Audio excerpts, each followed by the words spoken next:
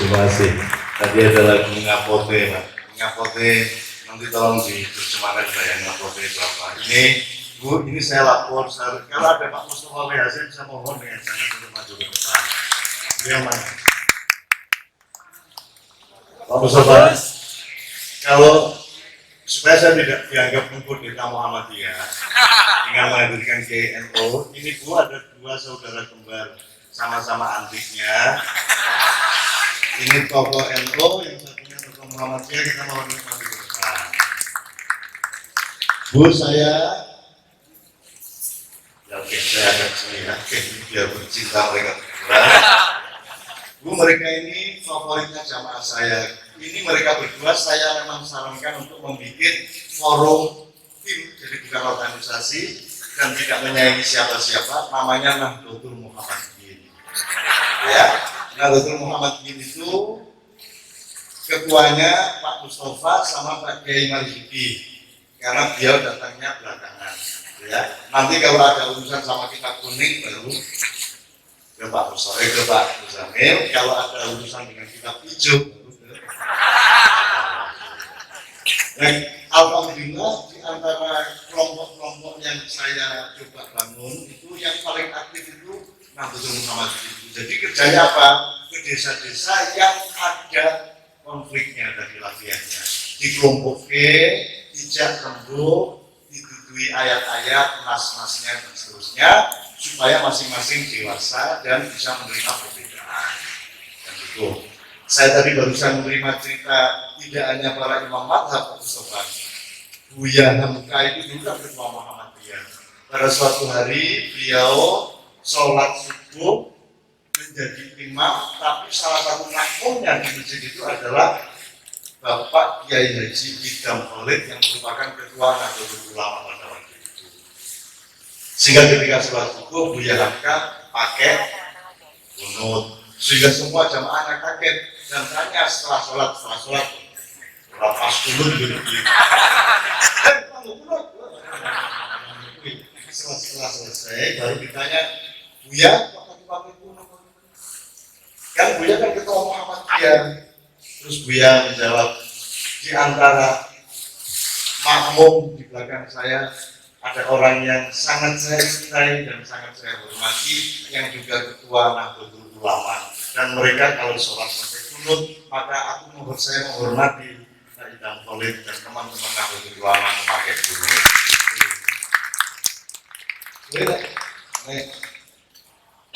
Jamaah agar Pak Marzuki ganti-ganti ya.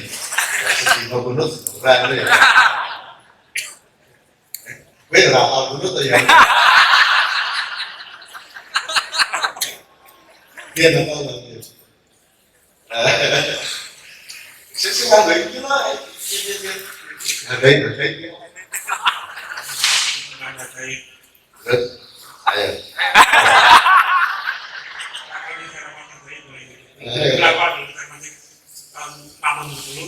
Belum mati banget itu. Tapi belum mati banget dan beberapa itu kalau itu ini pendek. Kalau punya sana, kan itu kan. Tapi ini kan pengalaman menarik. Ketika saya mengembara kegiatan dengan matahari itu sepanjang berhari itu 10 saat kita ngimami. Nah, kalau dari bilang kamu cuma berbeda, kamu hari bedakan untuk rasanya yang untuk itu baju jelas segi mami. Ini dari sekolah yang lalu. Anda tahu Ahmad Tohari seorang novelis kelas 1 di Indonesia. Ada itu dia. Bukan Muhammad Sobari ya. Ahmad Tohari. Kalau Muhammad Sobari itu seorang ilmuwan, seorang budayawan yang dulu menjadi kepala LKPN Ankara dan tokoh TV. Pada suatu hari Muhammad Sobari pagi-pagi mau numpang ketik ke Harian Republika. Pemimpin umumnya pada waktu itu adalah Bapak Karni Haji yang sekarang menjadi pemimpin Dompet Kelapa. Gandeng kancane langsung ke kantor di RKI, dihalangi karo satpame, kemudian ada salah seorang wartawan muda mengusir dia, siapa kamu kok ngetik-ngetik di sini? Akhirnya saudari metu nanggon kantor saya posat Kampui, kilang-kilang. Nanti setelah 1 jam si Pak Tarwi Hadi datang, baru loh, kok ini ya apa-apa aku gunakan karo satpam, terus saya diajak masuk. Begitu masuk ke kantornya Pak Tarwi Hadi, kan kantor yang paling lama kenal dia pemimpin umumnya Indonesia, wartawan yang tadi mengusir Muhammad Sobari ini kaget tuh. Ternyata temannya bos saya yang saya usir tadi. Padahal dia menyelidiki siapa itu. Maka setelah dia tahu siapa yang menjadi sahabatnya pemimpin umum itu, akhirnya dia pelan-pelan memenuhi pintu ke kantornya Pak Tarwi Hadi dan dengan penuh penyesalan dan minta maaf luar biasa. Pak, saya mohon maaf sekali tadi saya mengusir Bapak karena saya tidak tahu siapa Bapak, kok ternyata Ahmad Rohani. Betul, kelar mikir ya. Kan dia Muhammad Sobari, terus diselidiki, waduh, ngapunten saya tidak tahu siapa Bapak, jika saya usir tadi, ternyata kok Bapak itu Ahmad Rohani. Saya lagi tapi ini ya. Ada lagi tapi ya, ada lagi. Suatu sore, ada seorang lelaki ganteng berjalan menaiki pesawat.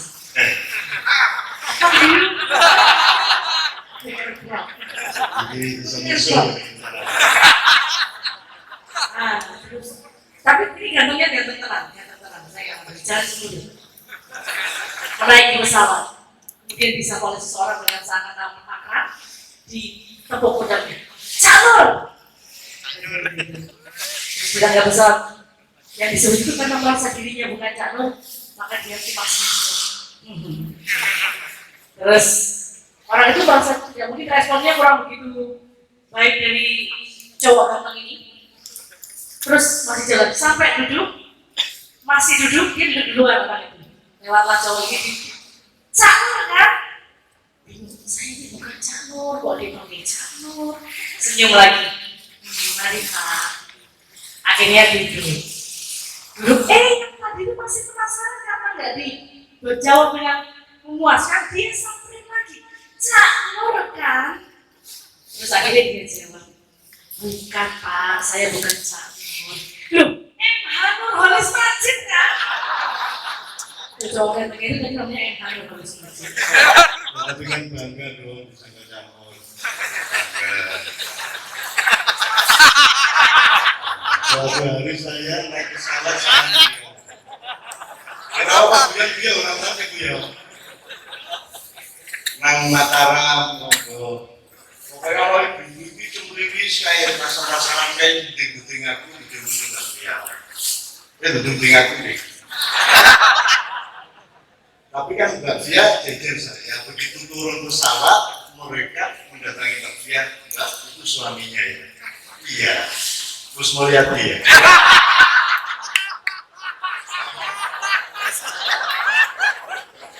Ada lagi. Suatu malam, Canur naik taksi dari studio rekaman di Pluit. Taksinya jelek banget, nggak tahu taksi apa warnanya hijau. Berdua sama temannya, yang sekarang jadi wakil gubernur suatu provinsi lah. Dulu bareng Canur juga kerjaan kemana-mana, kalau jatuh acara apa-apa. Terus taksinya malam-malam orangnya agak ngantuk, ngebut. Di dalam taksinya kuat luar biasa, becek. Ngebut kan, sini udah capek-capek rekaman di studio, di supiri nggak bener, ngerem mendadak. Akhirnya marahlah temennya saat ini. Nyetir yang benar, nggak tahu apa yang dibawa ini siapa. Gaya dia sampai depan. Taksinya jawab, iya tahu orang Betawi ternyata. Siapa yang bawa? Caca hati.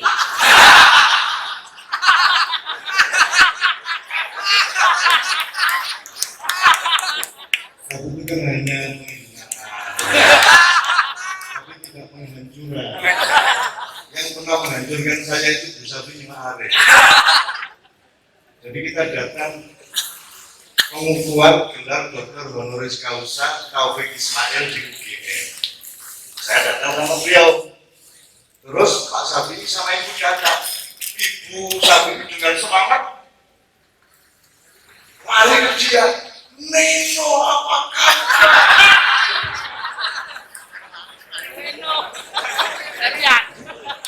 Hancur burung minggu kosong. Dan itu Pak Sabi, itu Novia. Gayanya ngomong puasa 2 minggu, sabulan. Oke, alhamdulillah ya Allah. Sesungguhnya hidup ini yang remeh-remeh pun sesungguhnya nikmat kalau engkau bisa menempatkannya di tempat yang memang bisa menikmatkan. Allah tidak akan pernah membuat apapun buruk di dunia. Semuanya baik. Yang terjadi adalah sesuatu itu pada tempatnya apa saja.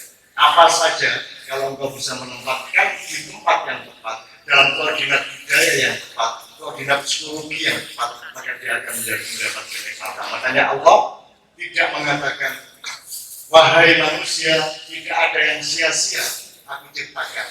Tetapi Allah membikinkan kalimat untuk kita ucapkan yang bunyinya Rabbana ma khalaqta hadza batila. Artinya strategi komunikasinya kita yang disuruh ngomong Rabbana ma khalaqta hadza batila. Dan nanti Allah melihat kalau ada orang ngomong Rabbana ma khalaqta hadza batila, Allah tanya, emang kamu kagum sama apa? Karena kita ini sering ngomong Allahu Akbar tanpa sebab. Rabbana ma khalaqta hadza batila tanpa sebab. Sebenarnya Rabbana ma khalaqta hadza batila adalah ayat yang menuntut penelitian habis-habisan di dalam kehidupan. Kalau Anda meneliti hidup ini sedemikian rupa, maka di setiap tempat Anda akan menemukan kalimat itu. Anda kagum kepada alam, Anda kagum kepada partikel-partikel, Anda kagum kepada preparat-preparat, Anda kagum kepada yang luar biasa diciptakan oleh Allah, seakan-akan remeh padahal sesungguhnya sangat memberi kemaslahatan dan kenikmatan sehingga engkau terucap dari mulutmu Rabbana ma khalaqta hadza. Oke. Bismillah. Saya tanya dulu ini jam 22.27 setengah 11 harus ada kesepakatan.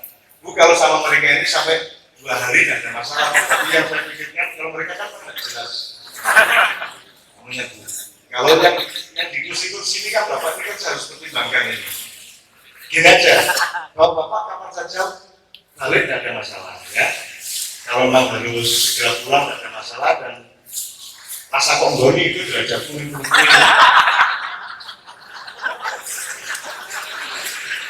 Bu, saya ngomong gitu mereka malah senang. Kenapa Bu? Karena bagi mereka derajat itu tidak ditentukan oleh kursi atau lesehan. Derajat itu tidak ada. Tapi saya di luar saya ngobrol sama salah seorang yang menemuin saya, yang meminta saya ini dan saya bilang saya bukan makom saya itu bukan ulama, bukan ustadz, bukan kiai, saya itu bahkan belum tentu muslim. Begitu, dilakukan dari ikon umroh, konten bimbing, apa itu mau kalau baik, baris kali. Aku ya bawa Nino, ini Islam ya urutan. Saya sudah bersyahadat, saya sudah mencoba berjuang menjadi muslim, saya sudah mencoba terus-menerus sholat, berbuat baik, tapi Allah mengakui apa tidak kan saya nggak tahu. Jadi legalitas saya muslim atau tidak itu pada saya atau pada Allah? Pada saya atau pada Allah? Pada Allah. Jadi kan saya harus tetap berposisi mugo-mugo aku diakoni kan dulu. Jadi kalau saya duduk di sini tidak ada urusan saya menceramahi Anda, saya lebih alim dari Anda, saya lebih pintar dari Anda, tidak ada. Ini teknis saja kan begitu. Nah saya kan belum tentu, makanya saya tidak berani. Itu loh, teman-teman sekalian, aku rawani. Aku ini muslimnya bukan banget, kita di fitnah, di internet, dielek-elek, terus kan. Alhamdulillah kan. Ini moga-moga rakyat, menyelek-elek kan banget, kemudian lagi terbaru. Sakit, bocah kaya, kan gitu ya. Aku bayangnya. Jadi saya oke, aku dielek-elek. Itu saya semakin senang karena spekulasi soal ini bisa lah dirusak ya aku gitu kan. Jadi kayak iya anak-anak karena Wah. Mau aja. Ya, jadi tentu saja kita secara formal sudahlah, Anda muslim itu kan formal, tetapi kalau kita ngomong substansi, ngomong posisi yang sejati di hadapan Allah, kan sesungguhnya kita ini semua pada posisi mugo-mugo, posisi gitu loh. Karena sama sekali tidak legitimate pakai peci, pakai batik, pakai serban, sama sekali tidak menunjukkan apa-apa. Berparak kesumu malah. Dan itu orang meninggal. Rapopo dibuang. Oke, bismillah. Saya minta ini supaya menjadi milik bersama ya. Ini saya mau bikin catatan-catatan resmi saya sama Kiai dan semua jamaahnya mengucapkan selamat ulang tahun kepada ADTV, kepada pemiliknya, kepada para komisarisnya, kepada para direksinya, pimpinan-pimpinannya, juga para pejuangnya di kantor maupun di lapangan. Yang kenal baik saya di mana-mana. Mudah-mudahan ya tepuk tangan. Saya mendoakan semoga ADTV dipilih Allah menjadi pintu hidayah bagi semua masyarakat yang menyaksikannya. Sehingga para pejuang ADTV disayangi Allah, tentram keluarganya, dicukupi kebutuhan hidupnya, diamanati sebagai penyebar cahaya, serta dilancarkan sirotol mustaqimnya sampai kelak siaran cinta dan kemegahan di surga Jannatul Na'im. Resmi lagi Bu, resmi. Terima kasih juga telah diperkenankan untuk menghibahkan rekaman acara-acara Kiai Kanjeng di berbagai lapisan masyarakat dan hamparan umat kepada para pemirsa dan seluruh masyarakat yang dijangkau oleh ADTV. Kami rakyat kecil yang hidupnya di tataran paling bawah dari kehidupan bangsa ini, sehingga alhamdulillah diperjodohkan juga tidak dengan televisi nasional, atau dengan TV regional lokal. Yang tinggi makomnya, kalau TV nasional sangat tinggi makomnya sehingga tidak terjangkau oleh ketergilan kami. Anda bayangkan, TV nasional itu sanggup tayang 24 jam non-stop. Setiap hari, 24 jam kan? Sementara makyahan itu paling lama 8 jam. Ya kan? Ini ngerti orang yang 9 ini. Ada orang muslim. Belum tekan. Kita acara maknya 8 jam kalau di jamaah sendiri, tapi kalau dengan umat kita kira-kira 3-5 jam. Sekarang ini saya tidak tahu 2-3 jam atau 1-2 jam saya tidak tahu, terserah kita bersama-sama. Itu pun ADTV hanya sanggup menayangkan sekitar 2 jam, dikurangi blok-blok, ditutup-tutup pas merokok dan misuh.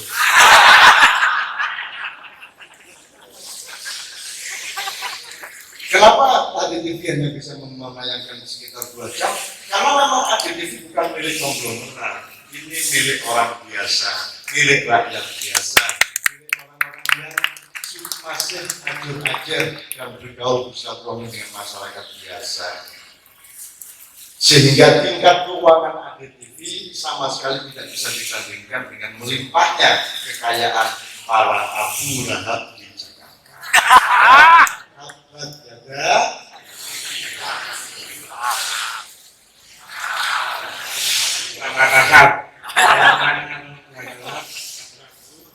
Amalan atau belum dimasak.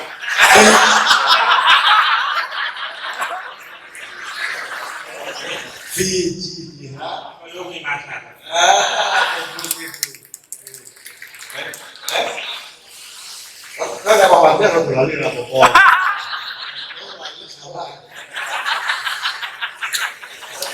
Aman ya. Ya gitu. Kayak gini berapa aku protes tenang. Terus aku mau Gus Wargo nek Mustafa ra Mustafa. Mustafa Gus ya. Nek Muzamil sing tau kira. Iki mesti Gus Wargo nek ke opo malaikat iki karo Pak Mustafa. Wong kekek ora diusapi. Kita dengan ya Allah, ya Allah, masyaallah.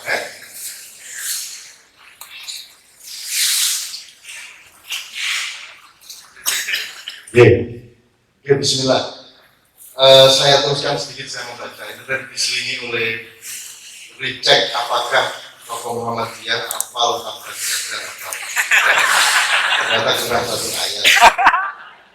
Tapi NU tidak boleh bangga dan menyatakan mereka lebih hafal karena tidak pernah diuji, gitu. Nah, karena saya kita uji, wong iki wis ngerti klirune mesti bener. Yang unggul untuk Muhammadiyah. Kepada para pemirsa Adi TV, mohon pemahaman bahwa yang Anda pirsa di setiap Jumat malam itu bukan setiap malam Jumat itu bukan hasil syuting. Sebab Kiai Kanjeng dan saya tidak punya kemampuan untuk acting. Kami tidak mampu berpose, berdandan, pakai make up, serta tidak memiliki peralatan apapun untuk melakukan pencitraan dan penipuan. Ya.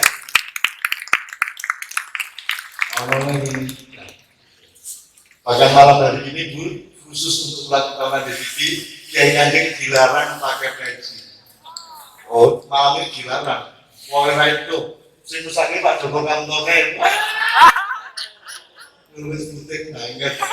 Jadi ternyata selama ini pakai peci ini janjinya orang hubungannya kalau religi. Ini berkebun nutupi buta, kalau ya terang-terangan aja Pak ya. Kita urip wis koyo ngene iki masalah dhewe ora bloko satu sama lain ya. Bismillahirrahmanirrahim. Allah akan menyelamatkan Indonesia, jangan khawatir. Amin ya rabbal alamin. Yang Anda pirsani di ADTV itu bukan acara dakwah dari Kiai Kanjeng dan saya. Bukan acara dakwah di mana ada orang baik ngomong kepada orang-orang yang tidak baik. Ya. Bukan acara ceramah di mana orang yang pandai menasihati orang-orang bodoh. Bukan show atau pertunjukan di mana ada tokoh dan public figure menghibur kumpulan-kumpulan orang frustrasi karena belum pernah satu kali pun terbebas dari hutang selama hidupnya. Yang kepada siapa saja yang oleh tayangan Mocopat Syafaat di ADTV itu merasa tidak setuju, merasa terganggu, jengkel, marah, gedek, frustrasi, atau akibat buruk apapun. Seluruh yang kami ungkapkan sama sekali tidak selevel dengan ungkapan para ulama, karena saya tidak punya kualitas sebagai ulama, apalagi sertifikasi. Apa yang saya omongkan tidak bisa disejajarkan dengan ungkapan-ungkapan kaum intelektual, kiai, ustadz, gus-gus atau budayawan. Semua itu hanya ungkapan orang awam, orang biasa, wong cilik, sebagaimana kebanyakan pemirsa yang di kampung-kampung, di pelosok-pelosok, di tempat-tempat yang jauh dari kesalehan, kepintaran, dan ketinggian derajat sosial. Kemudian saya ucapkan terima kasih sedalam-dalamnya kepada siapa saja yang gara-gara aktivitas saya berapa ya, 15 tahun ditambah 42 tahun. Saya datang ke Jogja, saya datang ke Jogja tahun 68, saya mulai aktivitas keluar dari Jombang tahun 64, waktu masih Pak Bung Karno, sebelum Pak Harto. Jadi gara-gara saya di kantor nulis macam-macam sampai bikin buku banyak, sampai menulis di mana-mana, ada aktivitas macam-macam dari olahraga sampai sosial, sampai ekonomi, sampai agama, sampai politik. Banyak orang-orang yang kemudian membenci saya, yang melecehkan saya, menghina saya, merendahkan saya, memanipulasi ada tidak adanya saya di dalam peristiwa-peristiwa sejarah, yang memfitnah saya, bahkan membunuh saya. Meskipun terbunuh atau tidak itu urusan Allah Subhanahu wa taala. Saya ucapkan terima kasih kepada saudara-saudaraku yang melakukan itu semua kepada saya, yang menghina saya, yang melecehkan saya, yang menyembunyikan saya dari fakta-fakta dan seterusnya. Saya ucapkan beribu-ribu terima kasih sedalam-dalamnya, seluas-luasnya, setinggi-tingginya, dan sebanyak-banyaknya. Ngerti ya bedanya ya? Kalau sedalam-dalamnya angkatan laut, kalau seluas-luasnya angkatan darat, kalau setinggi-tingginya angkatan udara, kalau sebanyak-banyaknya polisi.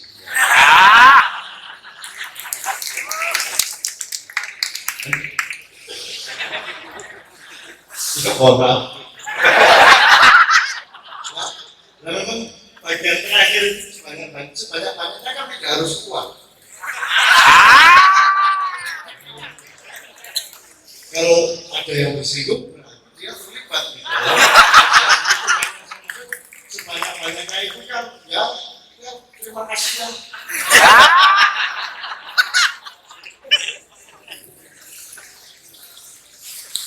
Sebenarnya seluruh fitnah dan lain sebagainya itu sudah selayaknya saya terima, sudah sepantasnya saya menerima semua itu.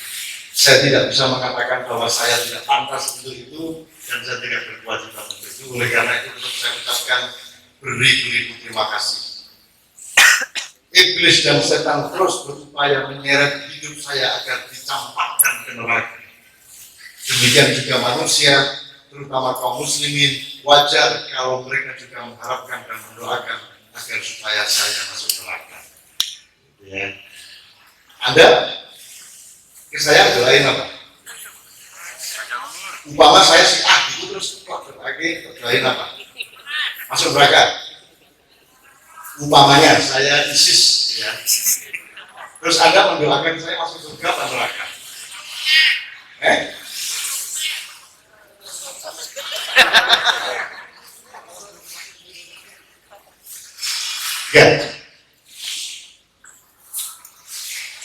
Orang seburuk apapun saya cari baiknya, dan saya harapkan sebaik apapun saya carilah buruk saya. Semuanya harus enak kayak apa ini, gitu ya. Dan setan semuanya mengharapkan manusia masuk neraka dan mengharapkan saya masuk neraka. Dan saya ingin semua manusia juga mengharapkan saya masuk neraka. Wes, setelah wes. Tapi ini nggak sih untuk aku bersuara tentang rokok di raimu, tapi Allah Subhanahu Wa Taala. Ini ya, santai ya. Oke, terakhir saya minta yang lahir tahun 70-an. Ada ya? Oke, saya mohon maju. Syukur 2 orang. Yang lahir tahun 80-an. Mas, maju mas. Amin, maju nih. Anak. Masalah. Ini pimpinan laskar. Para vokalis mohon menemani, semua berjajar di sini. Saya minta paling tidak 5 orang minimum dari generasi yang berbeda. Terus yang 90-an. Ini banyak orang, nggak apa-apa. 2-3 orang nggak apa-apa. Maju. Ya. Panas itu yang ini jaket mungkin. Kurang lagi. Ini kayak gini. Bu, hari ini kami bu. Oh, sudah kenal kemarin. Oke, mas, silakan.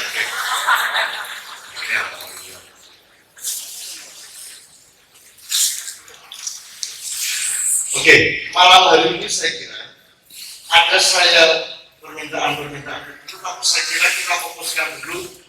Tolong teman-teman bicara pertama berpikir efisien. Artinya kita tidak berbunga-bunga berkurai-kurai yang tidak ada kuncinya. Jadi berpikir itu nomor 1 hulunya ketemu dulu. Kalau ibarat Al-Quran, Al-Fatihahnya ditemukan. Jadi umul kitabnya. Silakan Bapak, silakan Bapak. Salah. Yang pemilu kita bukan ini. Terima kasih kita ucapkan Ibu. Ini kita acara sama anak-anak saya ini memang biasanya sampai larut, tapi insya Allah malam ini tidak akan terlalu larut. Insya Allah. berpikir efisien, menemukan umul ilmi, ibunya pengetahuan, ibunya ilmu. Jadi kalau ngomong apa-apa, temukan sampai ke ibunya, temukan sampai ke kuncinya. Kalau Anda ketemu kuncinya, itu lemari kayak apapun bisa Anda buka. Kan gitu ya kira-kira ya. Nah, kita ngomong TV plus TV pada umumnya. Tolong Anda kasih beberapa pointers.